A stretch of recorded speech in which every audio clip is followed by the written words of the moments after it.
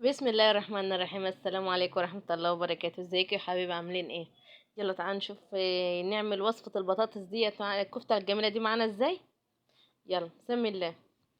احنا هنا جبنا ايه، مية غليناها وحطينا لها معلقة ملح. جبنا هنا معانا بطاطس، كيلو بطاطس، قشرناه وبس. المية غلت بس ايه غلوتين تلاتة، ودلقنا المية من عليها وسيبناها اما بردت. جبنا المبشره بتاعتنا وبشرناها معانا ايه بالشكل ده كده. جبنا هنا البهارات بتاعتنا: كمون، ملح، فلفل اسمر.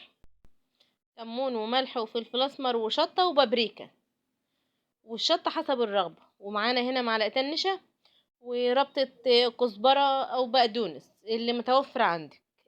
كزبره او بقدونس، حاجه من الاتنين. ومعلقه بابريكا كبيره بنحطها عليها وبنلفها بالشوكه بقى او بايديكي وقوم رايحه لفاها. هنجيبها بقى ايه، هي كده ايه كانت بردت، كانت بارده معانا. هنجيبها نصبعها معانا بالشكل ده كده. هتاخد الحته في ايديك بمقام ايه معلقه بس من اللي هي بتاعه الاكل دي، إيه، او بالشوكه معلقه كده. وبتصبعها معاكي إيه صوابع. وعاوزه تعمليها راس اعمليها، عاوزه تعمليها كور اعمليها. انا عاملاها صوابع وكور.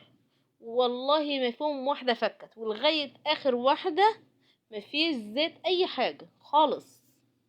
واهي مع بعض اهيت الكور. وديت بعد ما خلصنا وجبنا سندوتشات بقى وحطينا فيها وكاتشب مايونيز وعصير. ودي كان عشاء النهارده. وجربوها وشوفوها وقولوا ايه رأيكم فيها. وما تنسوناش في اللايك والشير وتشتركوا في القناة. مع السلامة.